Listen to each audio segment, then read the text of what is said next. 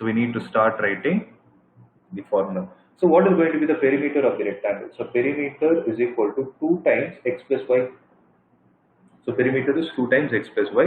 So dp by dt is equal to, if I treat it like implicit function, it is going to be 2 into dx by dt plus dy by dt. That is, I differentiated with t on both the sides, right?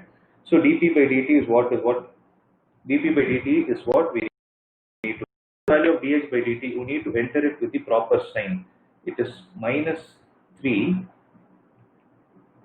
plus dy by dt is going to be 2. So what is going to be the answer? 2 into minus 1, answer will be minus 2 centimeter per minute. Okay. So the perimeter is independent of the value of x and y. It is definitely going to decrease with 2 centimeter per minute, whether the value of x is 10 and y is equal to 6 or anything else. That is the meaning.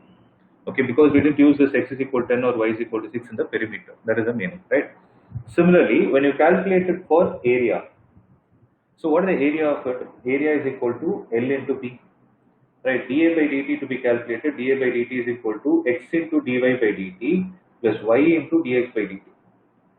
So x is how much? So when the value, so they're asking dA by dt when the value of x is 10 and y is 6. Right. So when I substitute x is equal to 10 here, so 10 into what is the value of dy by dt? 3, right? So 2. Into dx by dt is going to be minus 3. Am I right? So yes. So that is going to be 20 minus 18. The answer will be 20 centimeters square per minute. This is the required answer. Sir, 2, sir. So did I make mistake? Oh, sorry, sir. Yeah, 2 centimeters square per minute. That's the answer.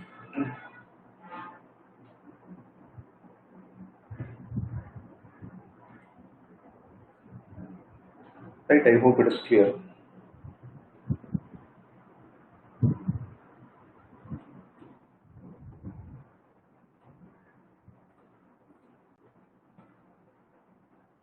It is going to be 2 centimeters square per minute. Let's go to the exercise problem. So exercise 6.1. Let's do some selected problems. So the first one I'm giving it to you homework. Now we'll try the second one. So exercise 6.1, let's do the second one. The volume of a cube is increasing at a rate of 8 centimeter cube per second. How fast is the surface area increasing when the length of an edge is 12 centimeter? Okay, so how to proceed is, let the side, see, try to understand the value. Here the value of the x that is given as 12 centimeter is not going to be the constant value. It is the value at that particular instant. So technically, if you ask me, that is called as the instantaneous value. Okay, at a particular instant, the value of A is 12 centimeter. At that time, we need to find what is the increase in the surface area. So side value needs to be given a variable. Let the side of the cube be, let the side of the cube be A centimeter. Okay, then what is going to be the volume of the cube? Then volume will be A cube. Whenever they give you area, whenever they give you surface area, it is always the total surface area unless and until it is mentioned in the question. So what is going to be the total surface area? It is 6a square. Okay. Now, what is given? dV by dt is equal to 8 centimeter cube per second. Now, what is it we need to find? dA by dt when the value of A is equal to 12 centimeter. Right? So when this is happening, so since you know dV by dt, differentiating V with respect to T on both sides. Okay, what do I get? dV by dt is equal to, what is the derivative of A cube? D by dt of A cube. So what is the derivative of A cube? It is 3a square into, you need to follow the chain rule, dA divided by dt.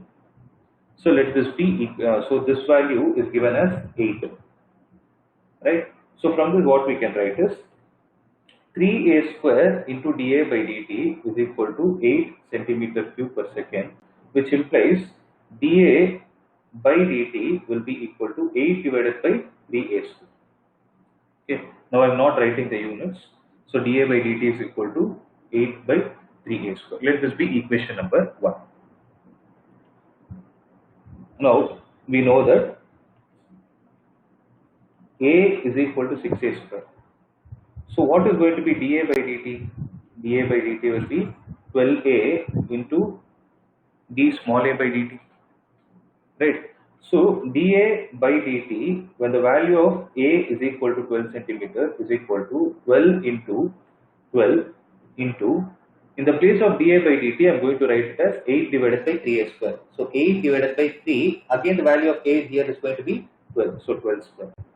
So 12 into 12 will be cancelled. So answer is going to be 8 divided by 3 centimeter square per second. So this will be the required answer. So dA by dt at this instant is going to be 8 centimeter square, sorry, 8 by 3 centimeter square per second. So I suggest you all to copy along with me and listen.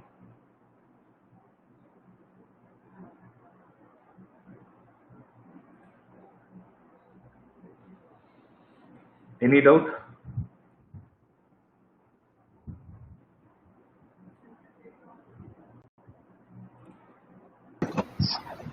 Yes, sir.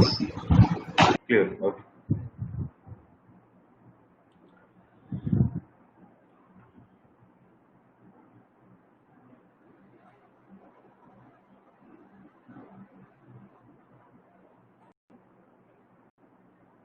Okay. So since this is over, we'll go to the next problem.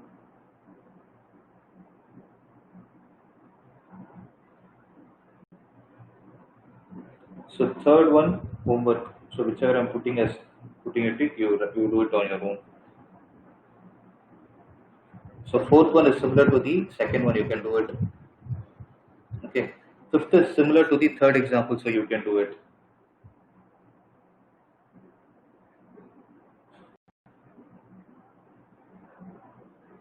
So radius of a circle is increasing at the rate of 0. So this is also a simple one, you can do it. So seventh is similar to example number 4, you can do it. Okay. Now let's do the eighth one. Eighth I'll be doing. There is a balloon which always remains spherical on inflation. Okay, is being inflated by pumping in 900 cubic centimeters of gas per second. Find the rate at which the radius of the balloon increases when the radius is 15 centimeters. So the eighth question is, like I already showed you. So visualize it.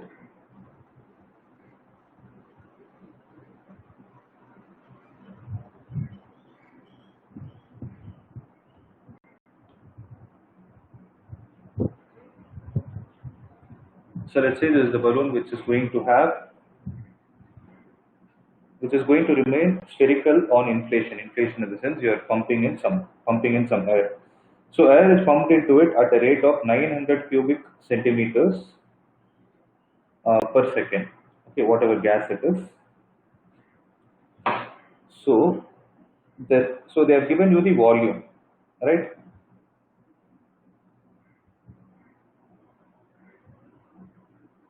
So what is the volume given? dV by dt is equal to 900 cubic centimeter per second, right?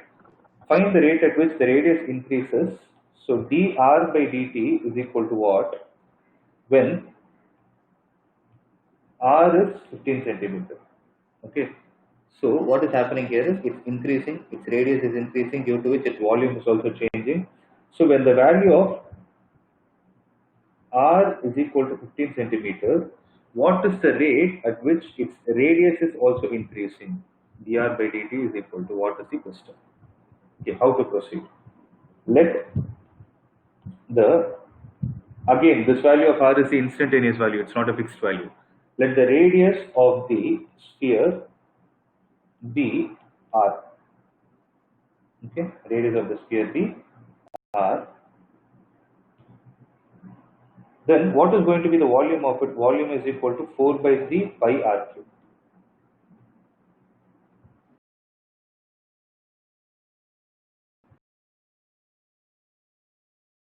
pi r cube.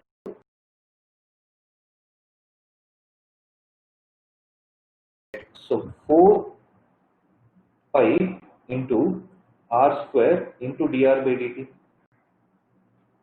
right? So let this be equation number 1. Sorry.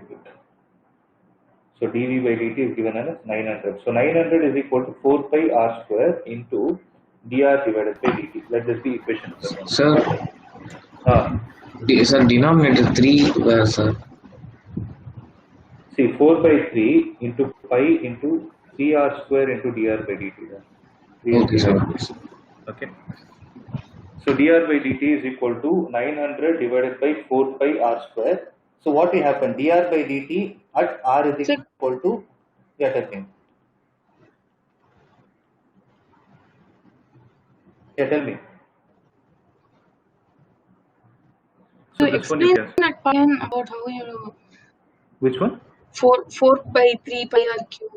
The 4 by 3 volume part of it. Yeah, 4 by 3 pi r cube. What do you want me to explain? I didn't get you. You want me to explain Where the did differentiation the by part? 3 go, sir? That's what I did. See, when you differentiate 4 by 3 Yeah. pi r cube, I'm writing on the left hand side. See, 4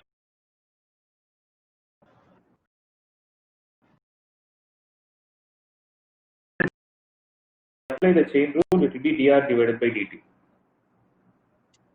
So this 3 and 3 is getting cancelled. Okay. It is going to, okay? Yeah, that's what I wrote. So 900 divided by 4 pi into 225. It's divisible by 25. You people can solve it. I'm giving this part to you. So those many centimeters per second will be the answer. Okay, you need not substitute the value of pi and all. You can leave it as the fraction of something by pi.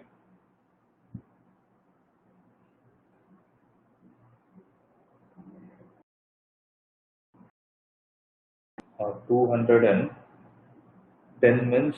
Sir, it's 1 by 5. Sir, 1 by 5. It's easy. 1 by 5 centimeter per second. That's it. It's a simple one. So 1 by 5 centimeter per second. That's the answer. I hope it is clear.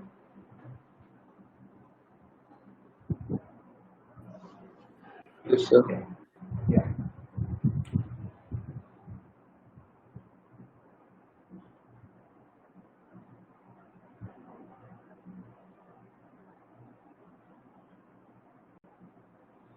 Right.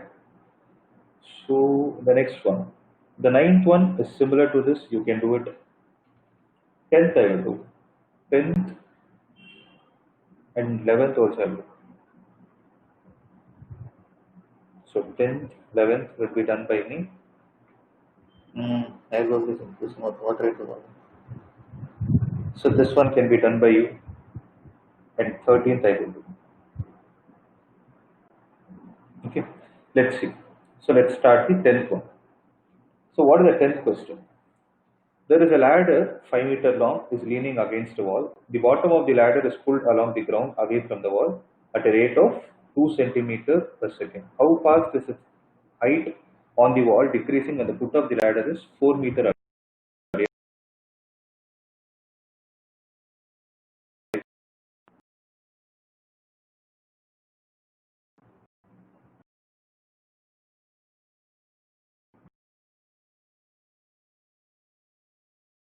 And let this distance be y. So what is the relation between x, y and phi? Obviously, it is x square plus y square is equal to 25. Pythagoras theorem, right? Now what I'm going to do is, what is given in this question? So what is given in this question? dx by dt, the rate at which the distance OA is increasing is how much?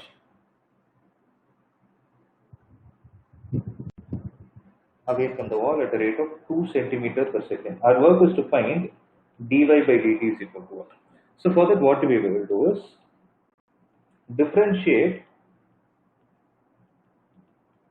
equation 1 with respect to time. So when I differentiate equation 1 with respect to time, I get 2x into the chain rule, dx divided by dt plus 2y into dy by dt is equal to the derivative of 25 is obviously 0. So 2 and 2 will get cancelled. dy by dt will be equal to minus x into dx by dt divided by y. So this is equal to, what are they asking?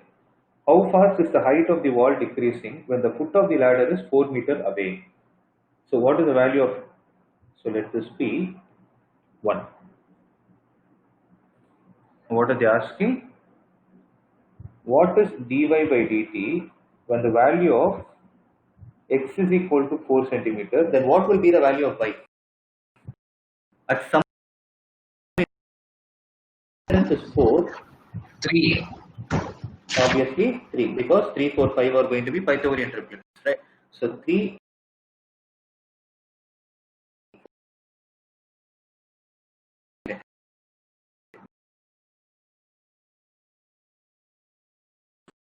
value of dx by dt, that is going to be 2. So 2, answer is minus 8 divided by 3. So since it is dy by dt, it is going to be centimeter per second. Here what does the negative sign indicate?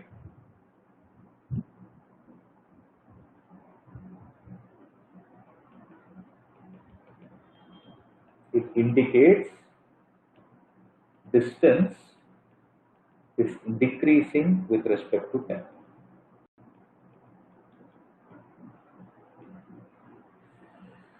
Distance is decreasing with respect to time.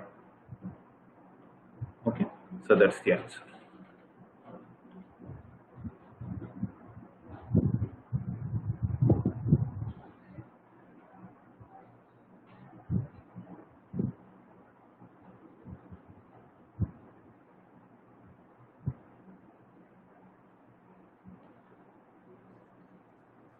So can you show the previous page? Yeah. Is this one or you want me to go over? Oh, that's enough, sir. Okay.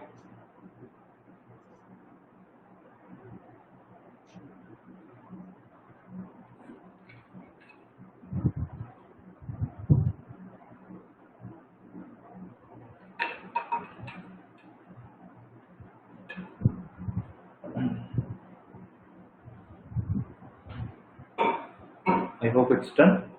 Thank you, sir. Done, Yeah. sir. Yeah. See, the 11th one, mark it as an important one. You can expect these kind of questions in competitive exams as well. Mark it as important because that is a question which is not based on geometry, rather it is based on the coordinate geometry. That is with the equations. Okay, let's try to see how to solve this question. What is the question? 11th one is, a particle moves along the curve 6y is equal to x cube plus 2. So given curve is 6y is equal to x cube plus 2. So let this be equation number 1. Now what is he supposed to find? Find the points on the curve at which the y coordinate is changing 8 times the x coordinate. Means if I take the x coordinate as alpha, then what will be the y coordinate? It will be 8 alpha. That is the meaning. Okay, because the y coordinate is changing 8 times the x coordinate.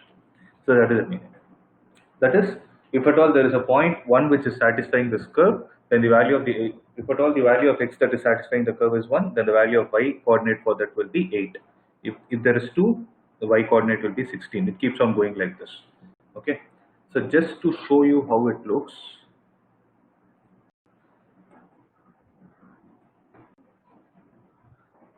six y or y is equal to, right, x power 3 plus 2. X power 3 plus 2, the whole divided by 6. So this is how the graph will look.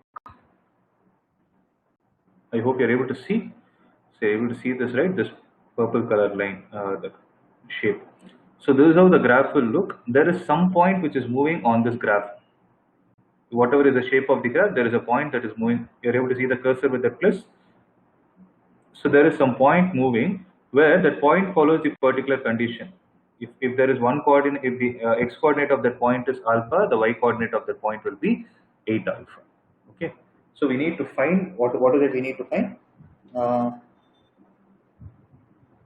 So you need to find such points where this particular condition is getting satisfied on this curve. Is that clear? No? How to proceed?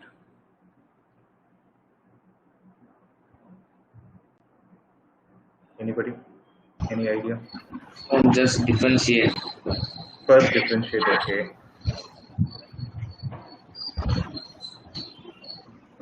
Actually, I made a mistake. Can someone correct it? Sir, What is the it's not 8 alpha, sir. It will be like it will be, if it is dx by dt, then y will be 8 times dx 8 by dt. dx by dt. That is the reason. So I didn't see the word change. It is changing. It is not the coordinates. So if the value, if the x coordinate is changing at the rate of dx by dt, then the y coordinate will change at the rate of 8 times dx by dt. That is the meaning. Okay, you need to find such points.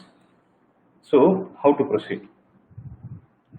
So differentiate first. Differentiate 1 with respect to time. Okay, so you will get it as 6 into dy by dt is equal to 3x square into dx by dt plus 0. Right.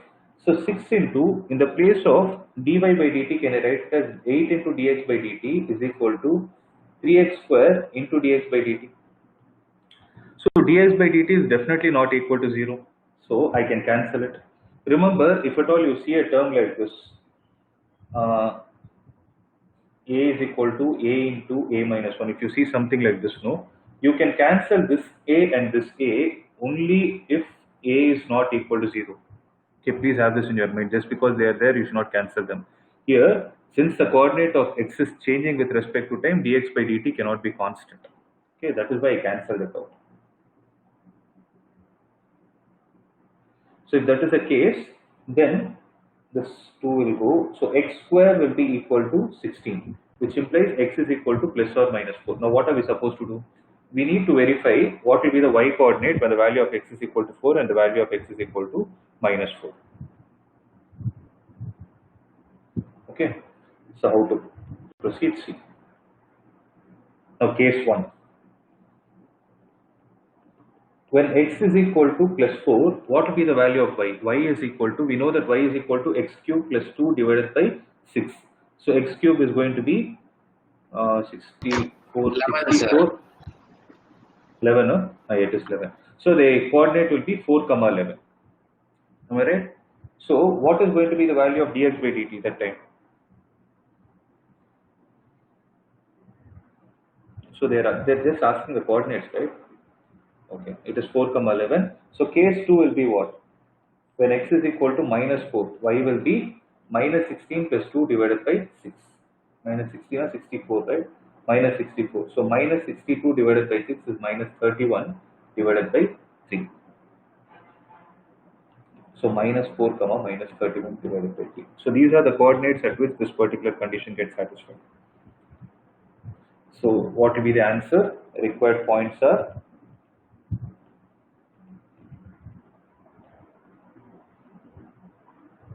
4, 11 and minus 4,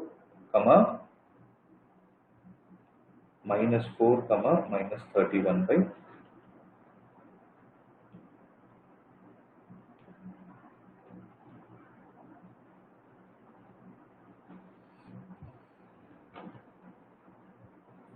Right?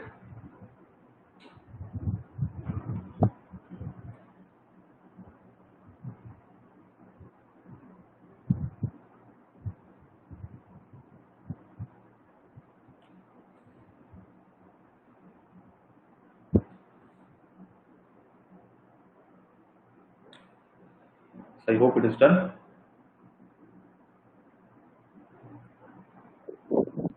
Yes, sir. Okay. We'll go to the next one. So we'll do the 12th one. So what is the 12th question? The radius of an air bubble is increasing at the rate of 1 by 2 centimeter per second. So given us dr by dt is equal to 1 by 2 centimeter per second. So I told this homework, right? So there is an easy one, you can do it. So 13th one will do. So 13th is, there is a balloon which always remains spherical, have a variable diameter. So diameter given as 3 by 2 into 2x plus 1.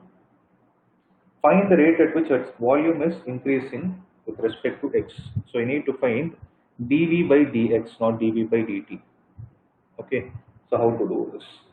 What is going to be the volume? So volume is equal to 4 by 3 into pi r cube, but r can also be written as d by 2 the whole cube. So there is going to be 4 divided by 4 divided by, how much is it? 8 into 4, 24 pi d cube. Can I write it like this? So it is 1 by 6 pi d cube. So this is the volume. What are they asking? Find the rate at which its volume is increasing with respect to x. So dv by dx will be equal to 1 by 6 into pi into 3 d square into derivative of the diameter with respect to x. 1 minute. So in the place of diameter we can substitute, right? Yeah, so v is equal to 1 by 6 into pi into, what is the value of d cube? So it will be 3 by 2 into 2x plus 1 the whole cube. So how much is it? So 3 cube is 27 divided by 6 into 8 is 54 pi. 6 into 8, 48, sorry. 27 by pi into 2x plus 1 the whole cube. So this is the value of v. So what is dv by dx? It is 27 pi divided by 48 into 3 into 2x plus 1 the whole square into derivative of 2x is going to be 2. So 3 into 6 is, 3 into 2 is 6. So it will be 27 pi divided by 8 into 2x plus 1 the whole square. This will be the required answer.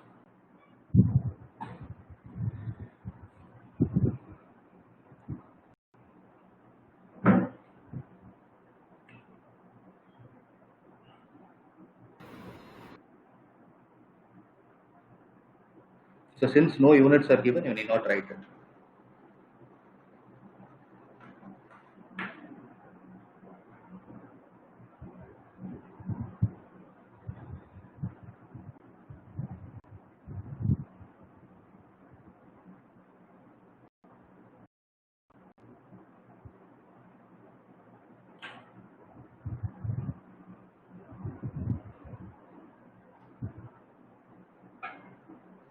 Sir, how did 27 by 48 came?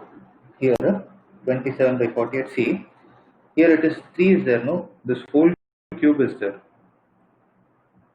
This step. So 3 cube is 27 divided by 2 cube is 8. This 8 I multiplied with the 6, so I got it as 27 by 48. Got it? Yeah.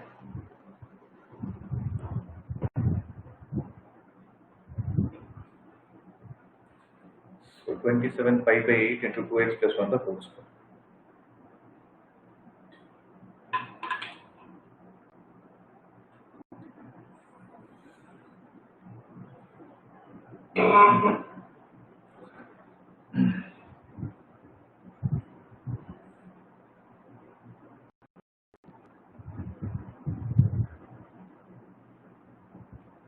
Okay. One last problem and then we'll go to the next exercise. That is the 14th one. Remaining problems you can do. So 14th I'm doing it. Observe. So the 14th question is, there is a sand which is pouring from a pipe at a rate of 12 centimeter cube per second. So dV by dt is equal to 12 centimeter cube per second. As I told you, you can look at the unit center. So volume per unit time. So the falling sand forms a cone on a ground in such a way that the height of the cone is always 1/6 of the radius of the base. So it is falling in such a way that the height and radius is like, so the height is equal to 1/6 of the radius. That is what is given, right? So if this is the case, how fast is the height of the sand cone increasing when the height is 4 centimeter? What is that we need to find? dH by dt is equal to what when r is equal to 4 centimeter. So that is the meaning. So what is the volume of the cone? Let height be h be the height, Sir, they have given height is equal to 4 centimeters. They are asking the radius, no? How fast is the height? Oh, okay. Got it. Yeah. Yes. I thought when height is 4 centimeters. Okay, this is the instantaneous value. Now volume is equal to 1 by 3 pi r square h. It's a cone, right? So volume is 1 by 3 pi r square h. But here, what happens is volume is a function of two variables. What are the two variables? It is a function of r as well as h, because both are changing with respect to time. So both are variables. Now what we can do is, using this expression, you can convert it as a variable of 1. So from this I will take r is equal to 6h and I will substitute it. So v is equal to 1 by 3 pi into 36 h square into h. So this is going to be the volume. So this will be 12. So 12 pi h cube is going to be the volume, the function of volume that is changing with respect to height. So what is given? dv by dt is already given. So dv by dt is equal to 12 pi into the derivative of h cube is going to be 3h square into dh by dt. Right? So what is the value of dv by dt? That is 12. So 12 is equal to 12 pi into 3h square into dh by dt. So this is also an easy one. So dh by dt will be equal to 1 by 3h square, which implies dh by dt, when the value of h is 4 centimeter, is going to be equal to 1 by Pi, sir. 40. 5 4 where 5? There's 12. There's a pi, sir, in the above expression. Oh, pi. Okay. I heard it as 5. Yeah. So it is 1 by 3 pi h square. So dh by dt, when the value of h is equal to 4 centimeter, will be equal to 1 by, so h square is 16, 16 3s are 48. So 48 pi centimeter per second. Am I right? So centimeter per second. So this is the required answer. See, wherever you have this pi and all, you can leave the answer as it is. So 1 by 48 pi centimeter per second.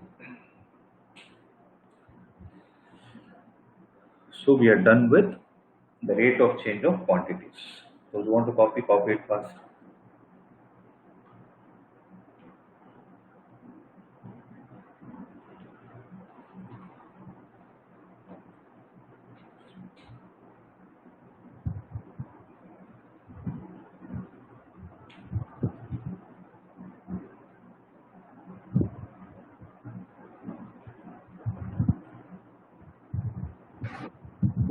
Done?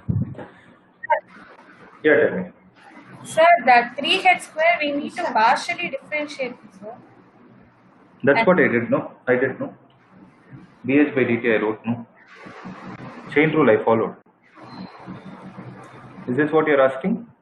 Yes, sir. Would it be like 6h dht? No. Once you're done with the function, you need to differentiate only the variable. See, many of them will have this confusion. See, for example, what you're doing is, if the same question, instead of h square, had it been x square, then if I ask you to do dy by dx, it is going to be 6x. Actually, the hidden information that you're doing is into the derivative of x with respect to x. You will differentiate only the variable. What is the derivative of x with respect to x? It is 1. That is why we don't write it always. Okay. So you need to differentiate only the variable always. It is not the whole function again. Yes, sir. Fast. Yeah.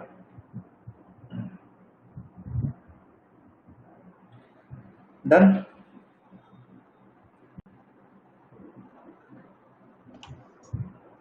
Yes, Yes. sir. Now we'll go to the next application of the derivatives. Okay. So the first application, see, wherever you see differentiation, right, the first thing that should come to your mind is differentiation is mainly done only to calculate the slope of a tangent. Okay. So if a curve is given to you, you're going to find the slope of the tangent to the curve at that particular point by differentiating it. That is what we call it as instantaneous value. That is why I'm using the word finding the slope at a point. If you use the word at a, okay, it means instantaneous. If you use the word between, it means it is average. So differentiation is mainly done to calculate the instantaneous values of the slope at a particular point. That is, if you see every question, it goes like this. Okay. So with the slope concept, what is that we can do? What are the other applications that we can do? And in that, one of the important applications that you can do is you can find whether a given function is increasing or decreasing in its domain. So let me give you a clear example of what it means by increasing and decreasing. If I take, let's say I'm taking a curve y is equal to sin x. I have a function like this. So this white color part is the graph for the sin x. Okay. Now I'm putting certain questions like this. I'm asking you, what is the domain of this function?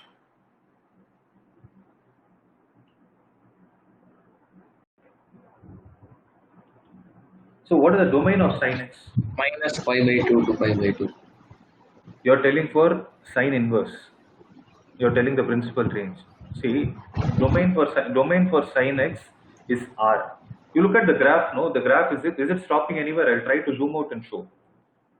I can zoom out and show. See how the graph is going. Is it stopping anywhere? No, right? We have to understand. Yes, sir. So the domain for sin x, see, these are the two important words I'll always keep stressing, okay? So please concentrate, and I'll tell you when a question is given, what are all the questions you're supposed to ask before you ask yourself, okay? What are the questions you're supposed to ask yourself before you start solving the question, especially when it is a problem based on calculus. So the heading is increasing and decreasing function. So here we are coming back to function. So whenever you talk about a function, you need to always have its domain and range in your mind. So I'm taking an example. So y is equal to sin x. I'm asking you, what is the domain of this? Domain is going to be all real numbers. You can substitute all the values from minus infinity to plus infinity. No, you're going to get a value for sure. If I ask you what is the range of it, range in the sense, what are all the values of y that you can get by substituting the inputs? 1 to minus 1. You should say minus 1 to 1. You will get bet minus 1 to 1, where minus 1 and 1 are included. So I'm writing it here. So the domain is x belongs to R, and the range is going to be between minus 1 to 1.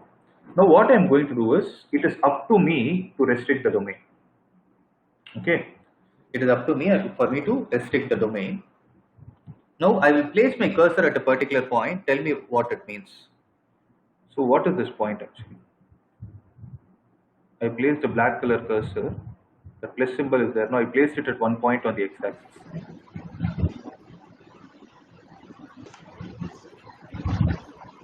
Minus 1.57. It is actually not exactly 1.5. It is 1.732 something. So what is that value? You see, instead of taking this this pi by 2. Instead of taking it as minus 1 and minus 2, look at them like angles and radians. So the place I have placed is, see, when I draw a line, I'm moving my cursor, see. When I drop a perpendicular line, I'm getting the least value, minus 1. So where will sine generate minus 1 for the first time? Pi by 2. Minus pi by 2. Minus pi by 2. Where will it generate plus 1 for the first time? Plus pi by 2. Plus pi by 2. Plus pi by 2, right? So what I'm trying to say is, if I restrict the domain to minus pi by 2 to minus pi by 2, what will happen? So if I'm talking about a restricted domain, then how is the graph going? Increasing curve. The graph will be like this. You're able to see the graph I drew here. So this is the portion where this part is minus pi by 2 and this part will be pi by 2. Right? So this is minus pi by 2 and pi by 2. So what I'm going to do is, if I put a question in a different way, I'm putting the cursor again. So this point is pi by 2 already told. And what will this point be? 2 pi. Pi. It is pi. So between pi by 2 to pi, what is happening to it? If I put a graph like this, between pi by 2 to pi, so pi by 2 is starting here, pi is somewhere over here. So the same graph, if I take it from 0 to pi, then how is it? When I take it from minus pi by 2 to pi, it is going to be like this. So this is minus pi by 2, this is pi by 2, and this is pi. But if I break the same graph into different parts, okay, so if I break it between minus pi by 2 to pi by 2, I'm getting a graph like this. If I break it between pi by 2 to pi, I'm getting a graph like this. By looking at the graph, what can you say? If I ask you a simple question saying that, tell me whether this graph is increasing or decreasing. Forget about function. If I ask you, will you how will you say? The first one, the second one, Increasing. the first one is increasing. By looking at the graph, how are you able to say? You're able to say increasing means. Now I will put a question. I will say it is decreasing. I'm putting a question. I'm saying it is decreasing because I'm trying to look at the graph from right to left. So if I look at the graph from right to left, is it decreasing according to me? Yes or no? Yes. But you people told me it is increasing. So how are you people visualizing it? Towards positive x-axis. So it is not towards positive x-axis. You're actually viewing it from the left-hand side to the right-hand side. Am I right? So that is the actual way of viewing a particular graph. You should always see from left-hand side to the right-hand side. So if I take this point as x1, this as x2, there are some random points. I'm not concerned about what they are.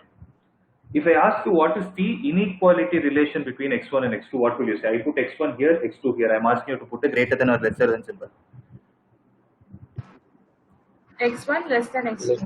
Obviously, x1 is less than x2, right? So what will be the corresponding function value here? If I try to define the point here, it will be x1 comma f of x1. If I try to define a point here, it is going to be x2 comma f of x2. That is what you do, right? So if I give you y is equal to sin x, for example, what is going to be the point here? At pi by 2, it will be pi by 2 comma f of pi by 2. So what is f of pi by 2? Sin pi by 2. Sin pi by 2 is 1. That is what you're doing. So you're going to substitute that value of x2 in the function. So when x1 is less than x2, can you tell me what is happening with respect to the lengths y1 and y2?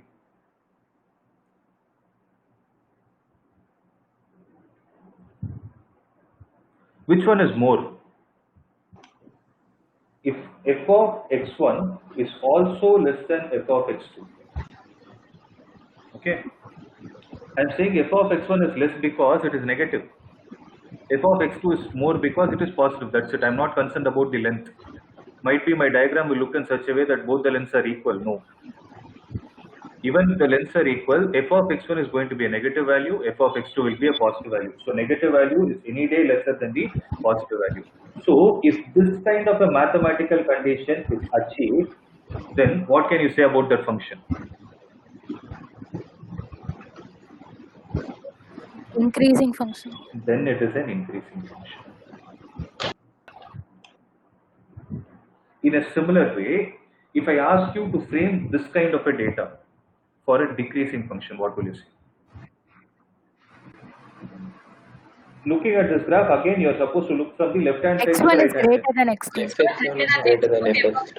No, this is x1, x2. Okay. This point will be x1 comma f of x1. This point will be x2 comma f of x2. Now tell me the inequality. x1, x2. Greater than x2. No. How will it be greater? Than x1, x2. x1 is still less than x2.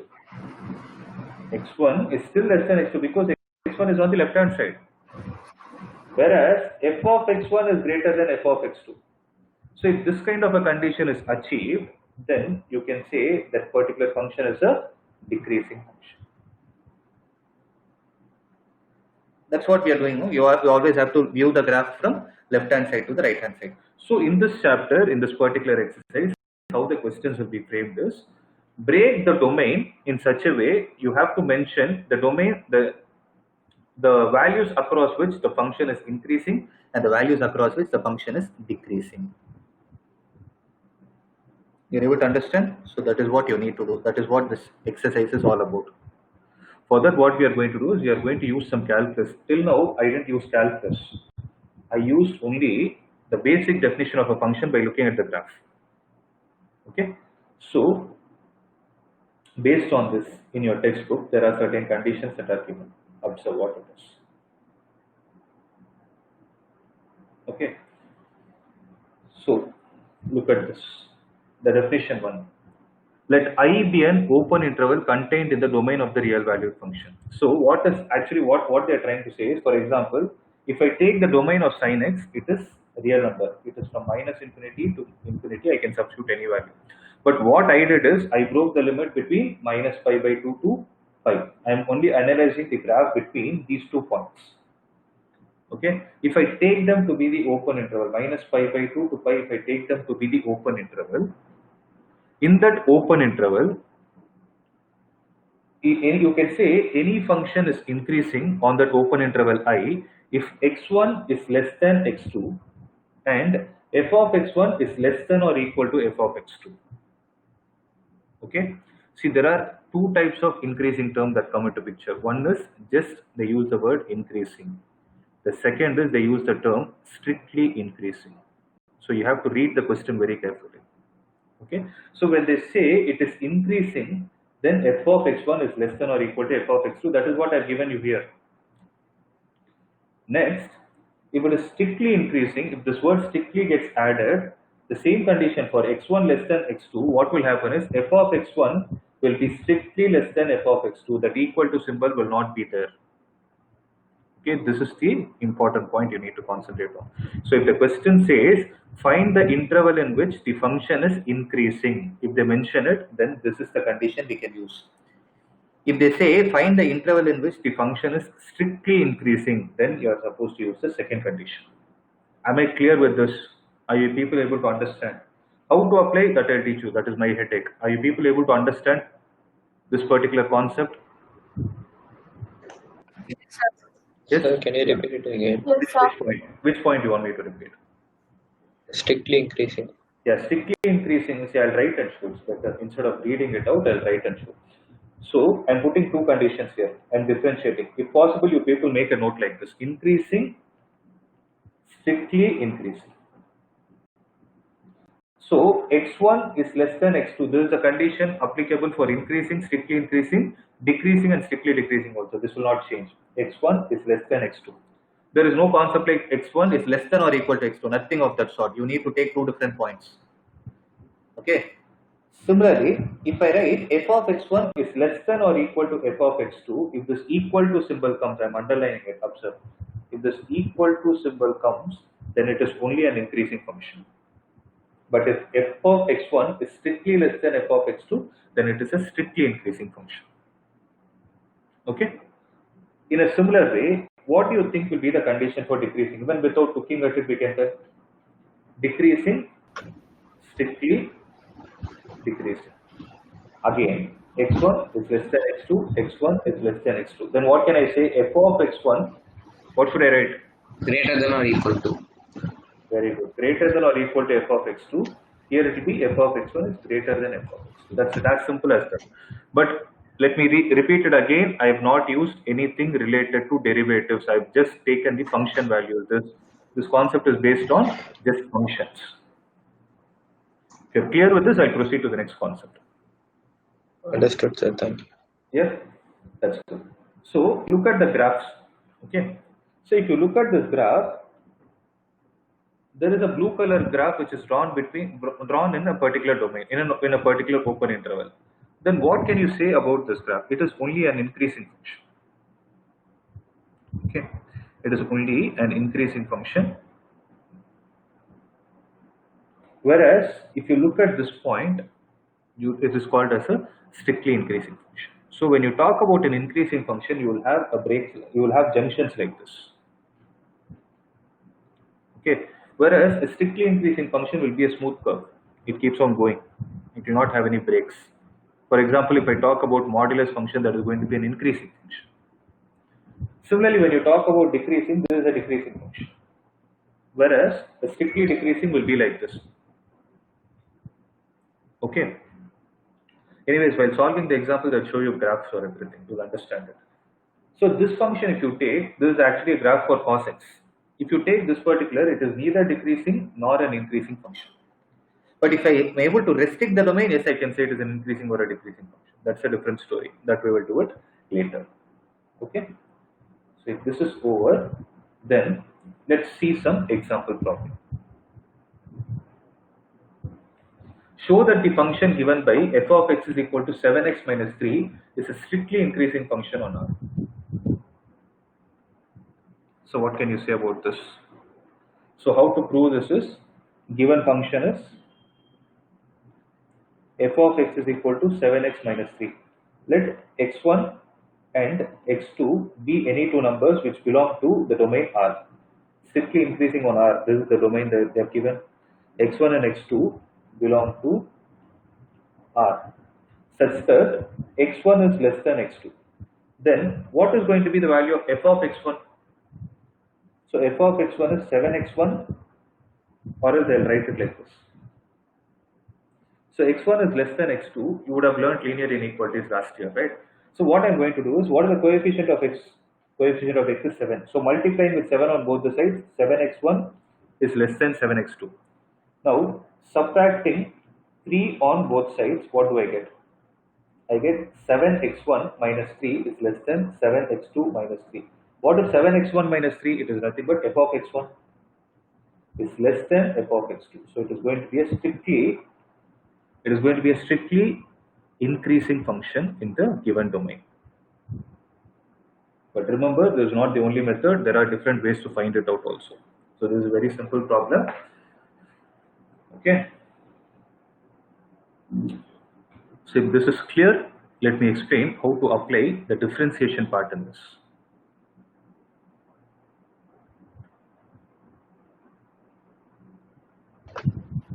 Yes, sir. Clear? Okay. Then we'll proceed to the next concept. Since this topic is falling under the applications of derivatives, we definitely need to include the differentiation. Okay. So one point to be kept in your mind. When can you think of saying that a function is differentiable? When can you say a given function has the...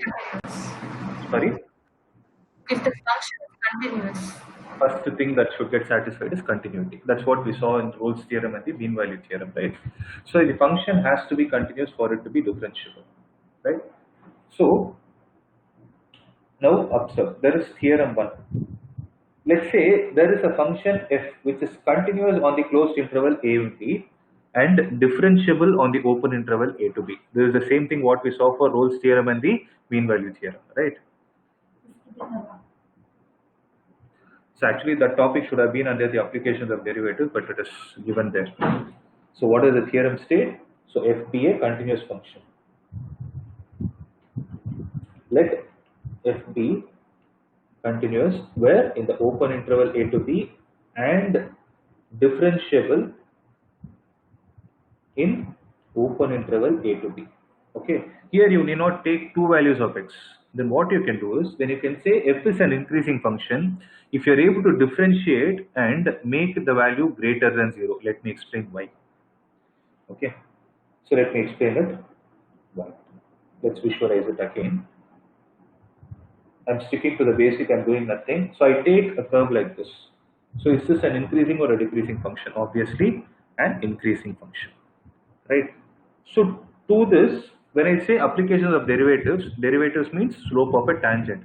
So to this curve, if I draw a tangent at a particular point, I'm trying to draw an instantaneous tangent. It is my wish in its domain. So anywhere you try to draw this, okay? Now let's say I'm taking this point. At this point, I'm trying to draw a tangent. Now, if I put a question, what is the slope of the tangent according to differentiation? What would you say? If the curve is y is equal to f of x, then what is the slope of the tangent if y is equal to f of x? Dx. So dy by dx, that is nothing but f dash of x. So slope of the tangent according to calculus is f dash of x.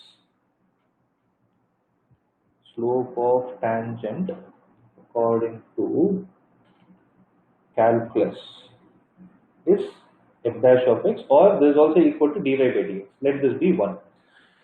Now if I'm extending this line, okay, observe it clearly. If I'm extending this line such that it meets the x-axis, then if I say this is the angle made by the line in the anti-clockwise direction, then what is the definition of slope according to coordinate geometry?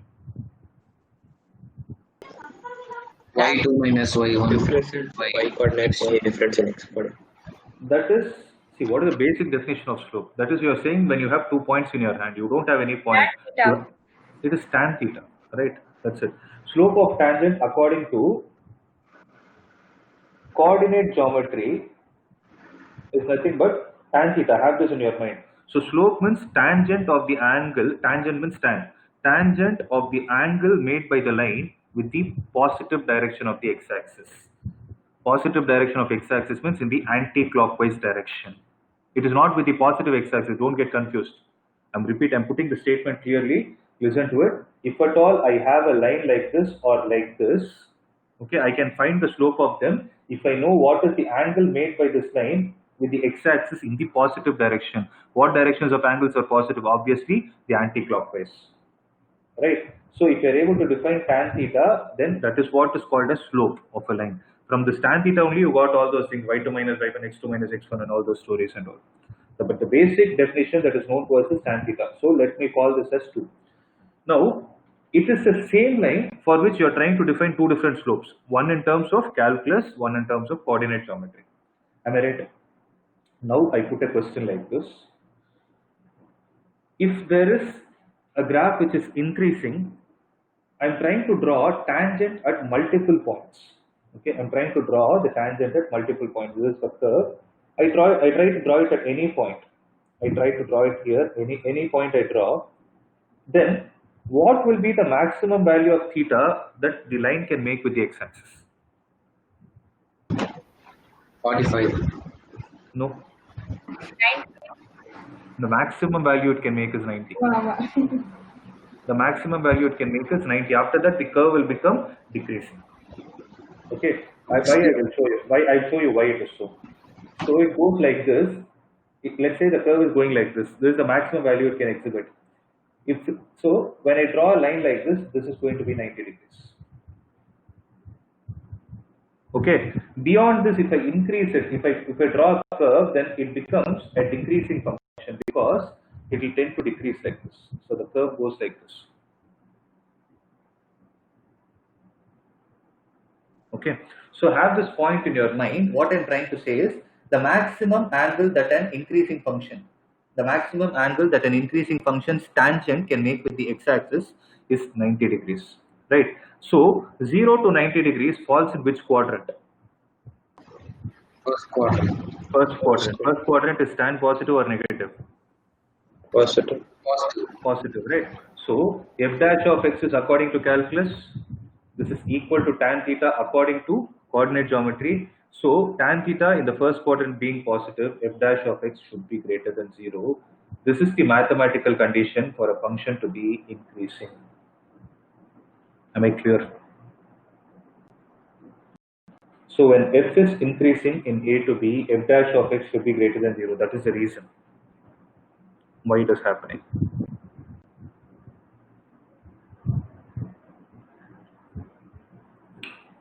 Am I clear? Yes, sir. Right? Now, what is the other way to analyze the same thing? The same concept, how can we visualize it in a different way? Let's try to understand that. So, since somebody told me y2 minus y1, why to break that idea? We will use that concept also. No? So, if I take the function to be like this, it's an increasing function. x1, x2. Right?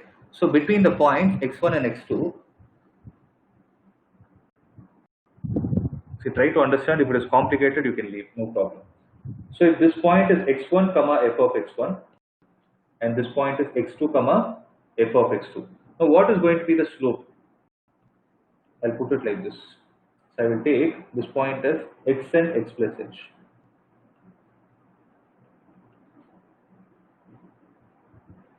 So this point will be x comma x plus h. Sorry, f of x plus h comma f of x plus h. Right? So this is a secant. Am I right? This is a secant. You know what a secant is. So is the secant making an acute angle or an obtuse angle with the x-axis? Acute. Acute. So tan of an acute angle is always positive. So what is the slope of secant? So you know 2 points, x comma f of x and x plus h comma f of x plus h. So the slope of the secant is f of x plus h minus f of x divided by h. Am I right? When will the secant become a tangent? If you have understood the first principle of derivatives, you would have understood by now. When will this secant become a tangent? When limit h tends to F 0. of h is 0. No. When limit h tends to 0, f of x plus h minus f of x divided by h. This is what is the first principle of derivative. If you don't know this concept, revisit the concept where I explained the differentiability of a function. Okay, I have explained this concept. I remember I would have explained what is the left-hand derivative and what is the right-hand derivative. Please revisit that video and watch it. So limit h tends to 0, f of x plus h minus f of x divided by h is going to be the slope of the tangent. Here, is the slope of the secant made is positive or negative? It is positive, right? The same secant is becoming a tangent when I apply this limit. So will this tangent make a positive slope or a negative slope? Positive slope. It is again going to make positive. So positive mathematically, what is the condition? F dash of x should be greater than 0. This is another way of analyzing. That everything means the same. Okay, everything means the same. See, though if you're, I'm sure if you're not able to understand now, you will understand it at some point. You will get it. Okay. So this is another way of analyzing. To conclude the whole story, what is going to happen is, if f is an increasing function, then f dash of x should be greater than 0 in that particular interval. If f is a decreasing function, then f dash of x should be less than 0 for it to be decreasing. Okay. If it's a constant function, then f dash of x will be equal to 0 in that particular interval. So these are the 3 points you need to have in your mind. So please make a note of it. So what are the 2 methods to prove the increasing or decreasing of a function? So without using the applications of derivatives, take x1 less than x2, f of x1 less than or equal to f of x2, you will get increasing. F of x1 greater than or equal to f of x2, you will get decreasing. By using calculus, what is the method you need to follow? F dash of x should be strictly greater than 0 for it to be increasing. F dash of x should be strictly less than 0 for it to be decreasing. And f dash of x should be equal to 0 for it to be a constant function. This f dash of x is equal to 0 has a lot of applications. Remember this. Remember this. Okay. So if you're clear with this, I will do few problems and show on how to think.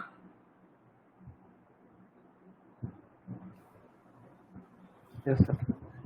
Yeah. Now see.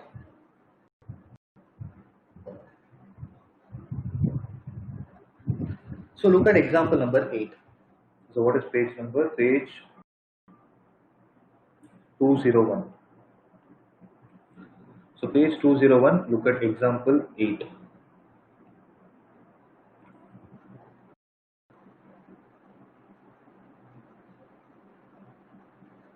F of x is equal to x cube minus 3x square plus 4x, where x belongs to R. You need to prove that it is a strictly increasing function on R. Okay. So what is the method we are going to follow? Differentiation. So what is the domain given? X belongs to R. What is f dash of x? F dash of x is equal to 3x square minus 6x. Right? I have 3x square minus 6x plus 4. Unless I have a value to substitute. For example, if I ask you what is f dash of 1, maybe I can find what is the value of it. What is f dash of 2, I can find the value. But when I give you the domain itself as real number, it is difficult for us to find without knowing what is the exact value. So for that kind of a scenario, since the question itself is demanding or saying we need to prove that it is an increasing function, for those kind of problems, you need to make a quadratic equation into a perfect square. Okay. So how to make it a perfect square is, observe, 3 into, I can write it as x square minus 2x, this plus 4 leave it as it is. So 3 into, how do I make x minus 2x a perfect square? It is going to be x. Observe, when you need, so for those who forgot how to make the perfect square, observe. When you are making the perfect square, the coefficient of x square should be 1. Okay, x. So first write down x. If it is a minus sign in between, put a minus. Minus. The coefficient of x, make it half. Make the coefficient of x as half of it. So since here it is 2, make it as 1. X minus 1, the whole square. That's it. Then what you compensate it with the square of this value. The compensated with the square of the value, which will be minus 1, and plus 4 is outside. So what will this be? 3 into x minus 1 the whole square minus 3 plus 4. So this will be 3 into x minus 1 the whole square plus 1. So what can you say about this f dash of x? So f dash of x is equal to 3 into x minus 1 the whole square. Whatever is the value of x you are going to substitute in it, it is going to be positive. So this is positive plus another positive number. So it is always greater than 0. Since f dash of x is always greater than 0 for all values of x belongs to R, it is an increasing function.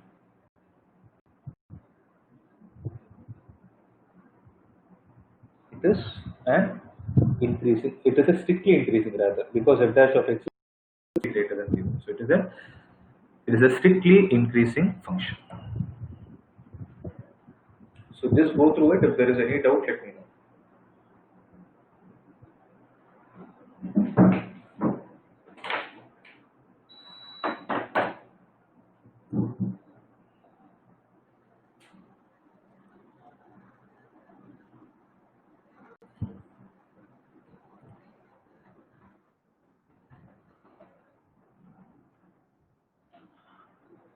So I hope there is no doubt. Okay. Then we'll proceed to the next problem. Let's look at the 9th one. Okay. Prove that the function given by f of x is equal to cos x is strictly decreasing on 0 to pi and strictly increasing on pi to 2 pi and neither increasing nor decreasing 0 to 2 pi. Okay. So how to prove this?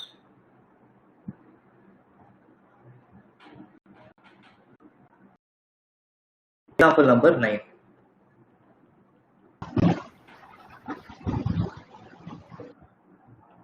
Given f of x is equal to cos x. First, whether they have given it or not, you people make it a practice to the domain. So what is the domain of cos x? So domain is x belongs to R. And what is the range? -1 to 1. Okay. So domain is x. So in the domain of real numbers, you need to choose only the domain 0 to pi and prove that it is an decreasing function. So how to do that? So for a function to be decreasing, f dash of x should be less than 0. First, let's find out what is f dash of x. So f dash of x is equal to cos x. Sorry, f dash of x is minus sin x.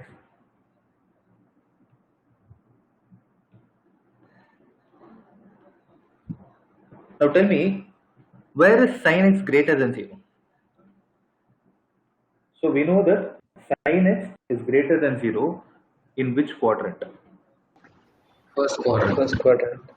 Is it only the first quadrant? Second quadrant. First and second, right? All the teacups. So in the second quadrant also it is positive. So what should be the value of x that you can substitute so that it is a positive value? It should be strictly greater than 0. You can substitute, the least value you can substitute is 0 to pi. So 0 to pi. So when sin x is greater than 0, it belongs to C. When sin x is greater than 0, x belongs to 0 to pi. Right? So what will happen in this when I make it as minus sin x?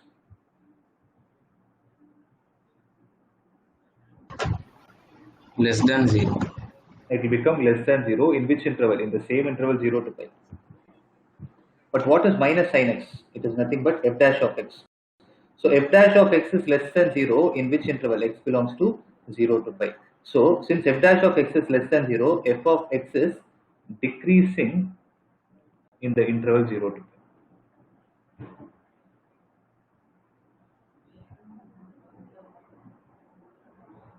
Okay. So these trigonometry based problems are slightly tricky. You need to handle it properly. Clear? So here what I did is I found only f dash of x. I didn't find any condition with respect to decreasing or increasing. So here I explained you saying that sin x is greater than 0 for this value. Then the same minus sin x is less than 0 for the same domain. Right? Because if I multiply with minus sign on both the sides, inequality gets reversed. So right hand side I am not changing the domain at all, whereas the left hand side the values are changing. Right? Similarly, where is sin x less than 0?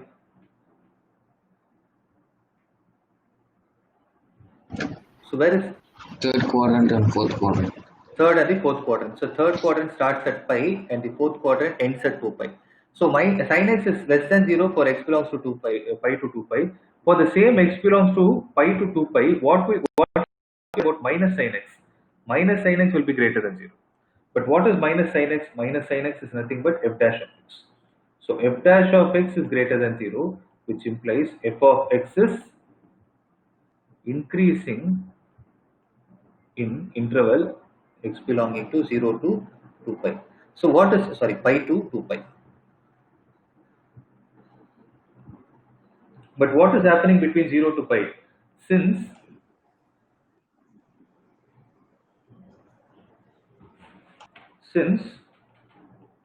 between 0 to pi it is decreasing, right? Since between 0 to pi it is decreasing and pi to 2 pi it is increasing, it is neither increasing nor decreasing. It is neither increasing nor decreasing in the interval 0 to 2 pi. But if you break that 0 to 2 pi as 0 to pi and pi to 2 pi, you can define where it is increasing and where it is decreasing. But as 0 to 2 pi as a whole, it is neither increasing nor decreasing.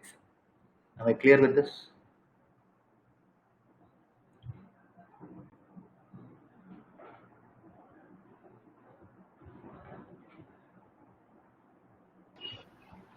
Sir.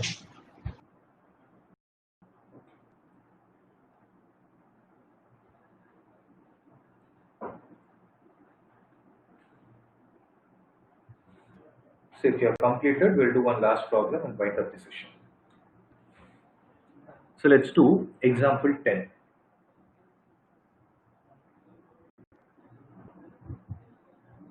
So what is example 10? F of x is equal to x square minus 4x plus 6. So find the intervals in which x square minus 4x plus 6 is increasing and strictly decreasing also. So given f of x is equal to x square minus 4x plus 6, can someone tell me what is the domain of this?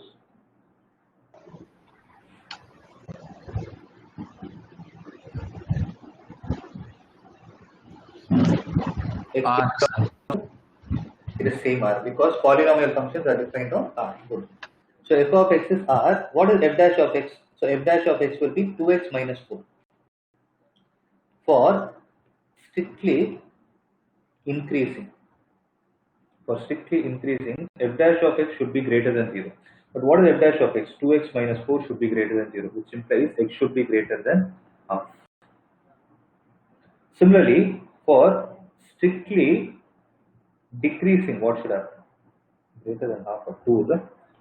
So x should be greater, So x should be greater than 2. Similarly, for it to be strictly decreasing, f dash of x should be less than 0, which implies 2x minus 4 should be less than 0. So what can you say about x? X should be less than 0, less than 2. So how you conclude is strictly increasing, the value is between minus infinity to 2. Sorry, 2 to infinity. 2 to infinity. Strictly decreasing, it is infinity to 2. See, I'll give you one small point. This will apply it in the concept called as maxima and minima. I have put it as open interval, right? Open interval 2 and open interval 2 only in both the cases. What will happen at 2? So at point 2, it will either be Constant, sir. it will not be constant. It will either be maximum or minimum. Remember this term, okay? Sir, can you write infinity to 2 or is it minus infinity to 2? Oh, I'm sorry, the minus infinity. Minus, okay. You're right. Yeah, minus. I'm sorry, minus. It is minus infinity to 2. So at 2, it will either be maximum or minimum. Let me explain what that maximum or minimum is. Okay. So again, I'm taking the same. Can someone read the function, please? Y is equal to what? X square minus 4x plus 6. X square minus 4x Plus 6. So observe the graph. So in your 10th standard, you would have learned a quadratic equation where the coefficient of a is positive is always greater than 0, and it is a it's an upward parabola, right? So when you come here, see what is happening at point 2. See what is happening at point 2. You're able to see. So at this point 2, it is having a minimum value. Means what we did is right. It is decreasing first from where? From minus infinity to 2. That's what is there in your notes. From minus infinity to 2, it is decreasing. From 2 to infinity, it is increasing. So at point 2, it will attain the point of minima. Okay, I cannot say it is going to be maximum or minimum. Since the people are new to this, I told it will be the point of minimum. So it will be point of minimum. See, when something is decreasing and then increasing, minimum point. When increasing and decreasing is the maximum point. What is minimum and maximum, we will see it at that point. So I've drawn it here, see. So minus, so from left hand side it is decreasing, it is reaching a particular point, after which it is increasing, then that point will be the point of minimum. When you come from the left hand side, first it is increasing and then decreasing, that point will be the point of maximum. So have these points in your mind. These kind of points are called as critical points. Okay, so the concept, let's just summarize and then wind it up. So the concept is, for finding strictly increasing or strictly decreasing, first differentiate it. For strictly increasing, put a greater than 0. For strictly decreasing, put a less than 0. So you will get the intervals in the domain itself where it is going to be increasing and decreasing. Second, you need to verify whether the given function is continuous or not also. You need to have that in your mind. Generally for CBSE, it will be no issue because there will be only continuous functions. But if you're preparing for competitive, to ensure you're good with the domains. Okay. And the condition which I explained you previously is if x1 is less than x2 and all these points, you have to memorize the 4 points which I gave you. So this is all about increasing and decreasing functions. Okay. So with this, the concepts of 6.2 are over. I want you people to try out few problems before the next class. Okay. So try them. I'll do few problems and then we'll start the next exercise, that is tangents and normals. So if there are no doubts, we can wind up. Just let me know in the chat box. And lastly, before closing the session, again update your attendance in the WhatsApp.